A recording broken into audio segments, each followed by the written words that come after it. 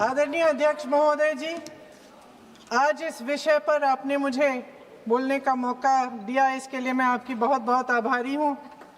ये वो विषय है जो देश की हर महिला के दिल के का ही विषय है, इसलिए आज इस पे बोलने का मौका मिले, इसके लिए मैं आपकी फिर से आभारी हूँ। इस विषय का एक छोटा सा बैकग्राउंड बताना चाहती हूँ, क्योंकि प्रधानमंत्री महोदय जी ने अपने भाषण में काफ़ी जिक्र किए कि किसने रोका, कैसे रोका, 30 सालों से कैसे ये निर्णय रोका गया। तो इसका बैकग्राउंड ये है, मेरे सत्ता पक्ष के साथियों को शायद ये बात पसंद नहीं आएगी, लेकिन इसका ऐतिहासिक बैकग्राउंड ये है कि इसकी शुरुआत भी नेहरू नाम के एक व्यक्ति ने ही किया। लेकिन घबराइए नहीं, ये वो नेहरू नहीं है जिनसे आप इतना कतराते हैं। ये उनके पिताजी मोतीलाल नेहरू जी ने एक रिपोर्ट तैयार की थी 1928 में, और उस प्रतिवेदन को उन्होंने कांग्रेस पार्टी की कार्य समिति को दिया था। वो एक समिति के अध्यक्ष थे, उसमें उन्होंने 19 मूल अधिकारों की सूची बनाई थी। 1931 में सरदार पटेल जी की अध्यक्षता में कांग्रेस अधिवेशन हुआ था कराची में। उस कराची अधिवेशन में इस प्रस्ताव को पारित किया गया और वहीं से ये शुरुआत हुई कि महिलाओं का समान अधिकार हमारे देश की राजनीति में शामिल हुआ।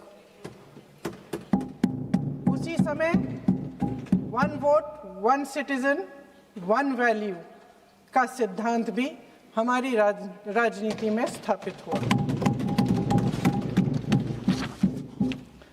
आपको ताज्जुब होगा ये जानकर कि जबकि इस सिद्धांत की वजह से हमारे देश में महिलाओं को वोट देने का अधिकार आज़ादी के पहले दिन से मिला, अमेरिका जैसे देश में ये अधिकार उन्हें इस अधिकार के लिए 150 साल इंतज़ार करना पड़ा, संघर्ष करना पड़ा। हमारे देश की राजनीतिक व्यवस्था में महिला आरक्षण लागू करना भी दुनिया में एक ऐसा ही अनोखा कदम था। पंचायतों और नगर पालिकाओं में 33% आरक्षण का प्रावधान भी भारतीय राष्ट्रीय कांग्रेस की सरकार ने स्वर्गीय राजीव गांधी जी के नेतृत्व में सदन पटल पर पहली बार पेश किया, मगर उस समय ये प्रावधान पारित नहीं हो पाया। आज आदरणीय प्रधानमंत्री महोदय जी ने भी इसका जिक्र किया, लेकिन हमेशा की तरह उन्होंने आधी बात बोल दी। उन्होंने कहा, सदन को ये बताया कि विरोध करने वाले कौन थे, उन्होंने ये नहीं बताया। उन्होंने कहा कि इसका विरोध हुआ, कौन किसने विरोध किया और नहीं बताया। विरोध तो आप ही ने किया था, भाजपा ने। कुछ सालों बाद स्वर्गीय श्री पीवी नरसिम्हा राव जी के नेतृत्व में कांग्रेस सरकार ने इस कानून को सदन में पारित करके लागू किया। आज अपने भाषण में प्रधानमंत्री जी ने जब पंचायत की आंदोलित महिलाओं का जिक्र किया, तो ये समझ लीजिए कि इस कदम के चलते ही आज 40 लाख पंचायत प्रतिनिधियों में से 15 लाख महिलाएं हमारे लोकतंत्र में भागीदार हैं। 2010 में स्वर्गीय प्रधानमंत्री डॉक्टर मनमोहन सिंह जी और यूपीए की अध्यक्ष श्रीमती सोनिया गांधी जी के नेतृत्व में कांग्रेस पार्टी ने लोकसभा और विधानसभा में महिलाओं को आरक्षण देने का फिर से प्रयास किया। राज्यसभा में इसे पारित भी कराया, लेकिन लोकसभा में आम सहमति नहीं बन पाई। 2018 में आदरणीय श्री राहुल गांधी जी ने मोदी जी को एक पत्र लिखा, और उस पत्र में उन्होंने कहा कि ये महिला का जो आरक्षण है ये 2019 तक लागू हो जाना चाहिए। मुझे लगता है कि यहाँ आकर प्रधानमंत्री जी राहुल जी का मजाक तो बना लेते हैं, लेकिन घर जाके उनकी बातों पर गौर करते हैं, क्योंकि हम आज उसी बात पर चर्चा कर रहे हैं।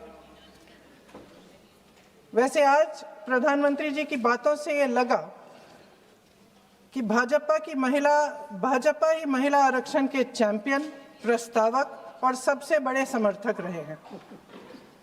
इनके पूरे भाषण में यही बात थी, जबकि ये कह रहे थे कि इन्हें इसका श्रेय नहीं चाहिए। कोई भी महिला आपको बता देगी कि बार बार बहकाने वाले पुरुषों को महिलाएं झट से पहचान लेती हैं। थोड़ी सावधानी बरत लीजिए, पकड़े जाएंगे।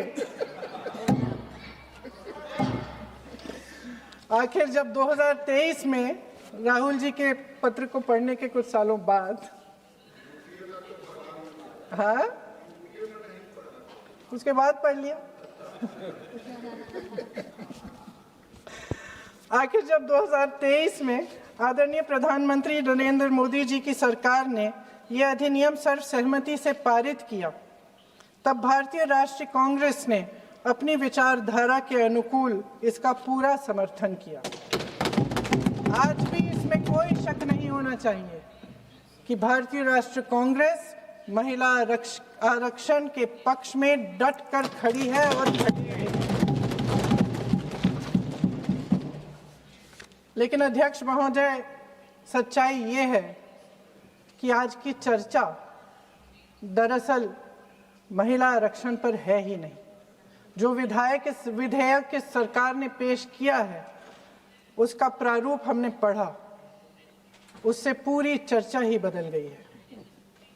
उनकी सरकार के इस विधेयक का सार सुनिए। सबसे पहले इसमें लिखा है कि संसद में महिला आरक्षण 2029 तक लागू होना चाहिए। अब सहमत है।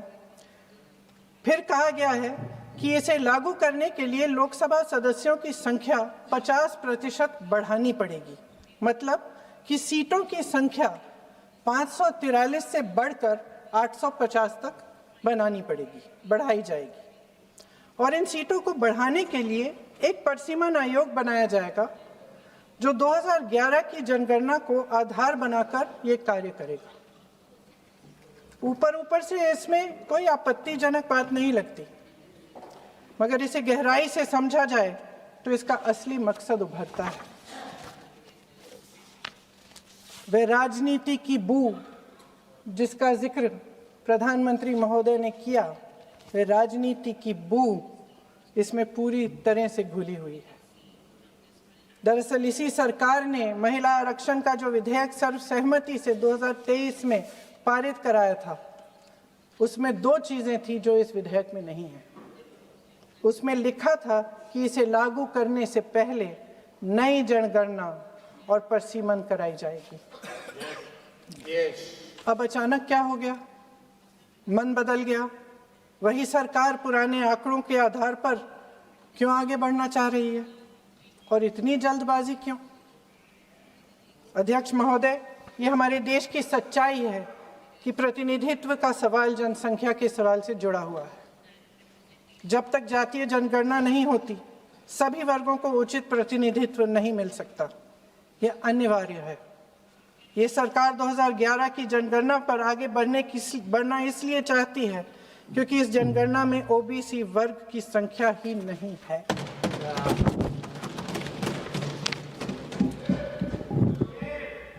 आज प्रधानमंत्री महोदय ने बड़े हल्के में बोल दिया कि इस वर्ग और उस वर्ग के बारे में हम बाद में देख लेंगे। कौन सा इस वर्ग, कौन सा उस वर्ग?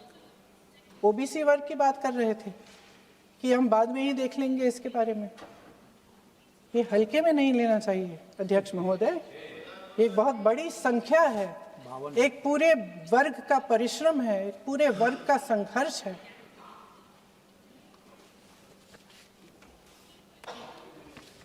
इसे टेक्निकल मुद्दा बता के उन्होंने अपना पल्ला झाड़ दिया।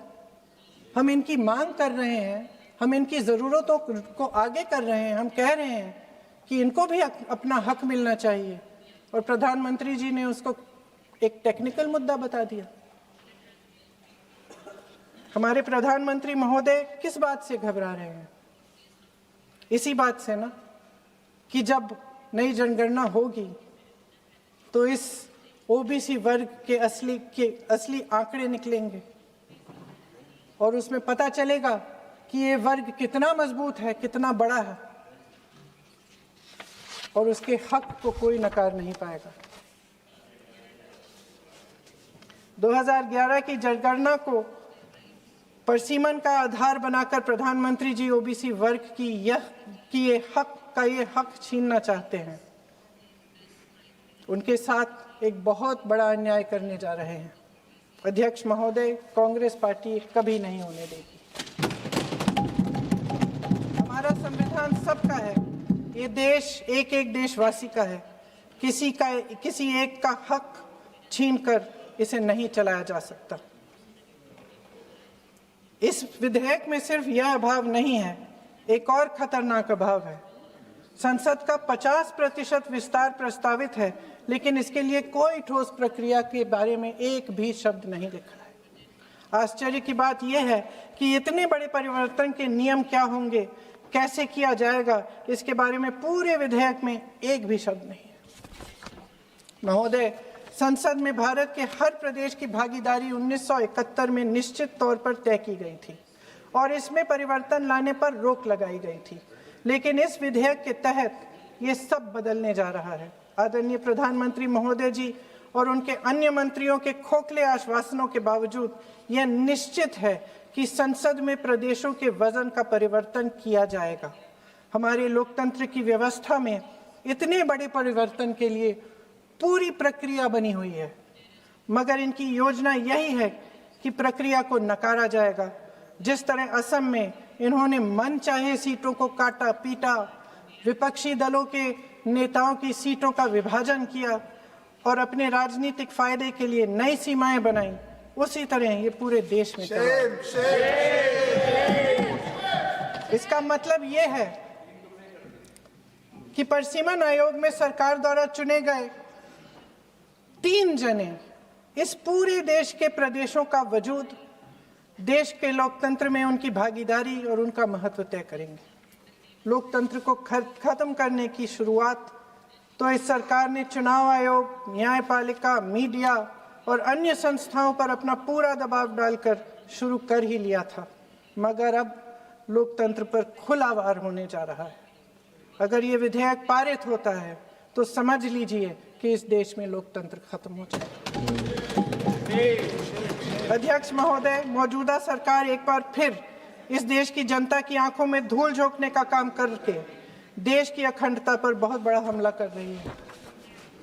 एक तरफ महिला आरक्षण की बड़ी बड़ी बातें, तो दूसरी तरफ गुप्त रूप से ओबीसी वर्ग का हक छीना जा रहा है और कुछ प्रदेशों की ताकत कम करके लोकतंत्र की धज्जियां उड़ाकर अगले चुनाव के लिए अपनी पार्टी की मजबूती का ढांचा बनाया जा रहा है। हंस रहे हैं गृह मंत्री जी, हंस रहे हैं। पूरी योजना बना रखी है। चाणक्य आज अगर जिंदा होते तो वो भी चौंक जाते आपकी राजनीतिक कुटिलता पे।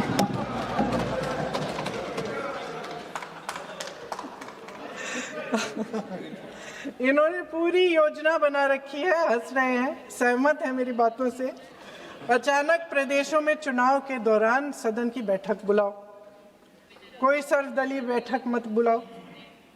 विधेयक का प्रारूप सिर्फ एक दिन पहले सार्वजनिक कर लो ताकि विपक्ष को कोई मौका न मिले कि इस पे चर्चा कर ठीक ढंग से हो।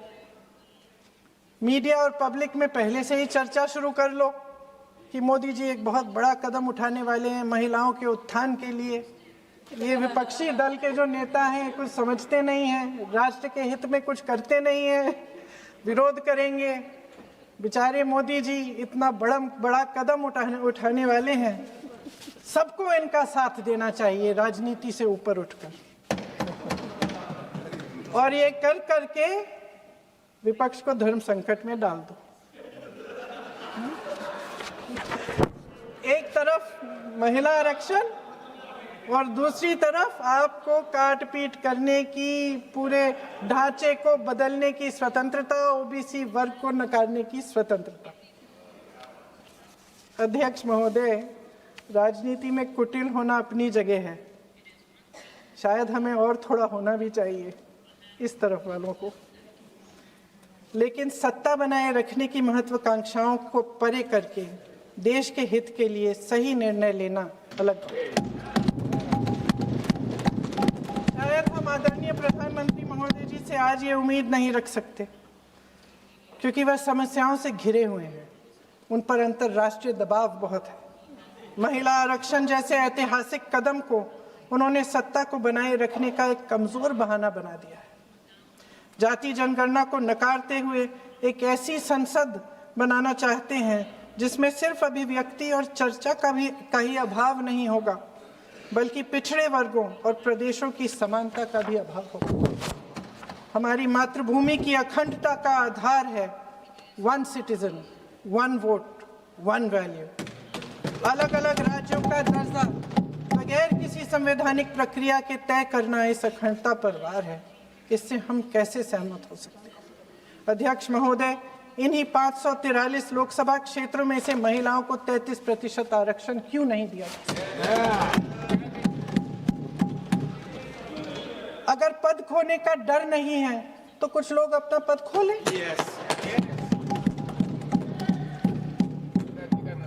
इसी में से SC ST का जो दर्जा है, SC ST में महिलाओं का आरक्षण 33% हो जाए, 1/3 आरक्षण हो जाए, OBC का भी उचित आरक्षण हो जाए, आज पारित हो सकता है।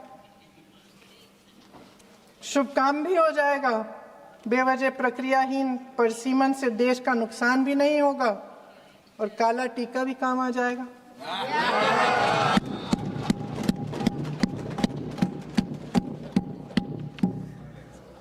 सदन की सर्वसहमति से देश के इतिहास में एक महत्वपूर्ण कदम उठाने पर आदरणीय प्रधानमंत्री महोदय जी का नाम भी लोकतंत्र का गौरवमय पन्नों में लिखा जाएगा। अध्यक्ष महोदय, आज मेरी बहुत सारी बहनें यहाँ बैठी हैं, सदन की चर्चा देख रही हैं। हम चाहे बड़े शहरों में रहती हों या छोटे कस्बों में, गांव में, चाहे पढ़ी लिखी हों, कभी भी सभागृह की गैलरी की चर्चा नहीं करते सदन में। फोटो दिखा रहे हैं।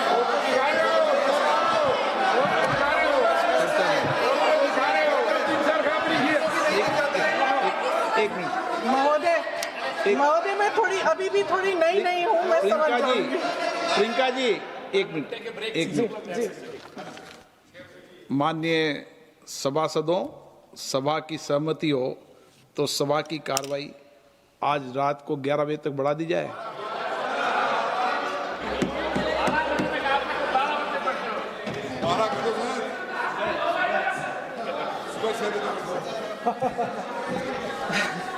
अध्यक्ष महोदय, हम चाहे बड़े शहरों में रहती हों या छोटे कस्बों और गांवों में, चाहे पढ़ी लिखी हों या हमने अवसरों की कमी का सामना किया हो, महिलाएं ही अपने समाज का बोझ अपनी दृढ़ता और मजबूत इच्छा शक्ति से अपने कंधों पर उठाती हैं।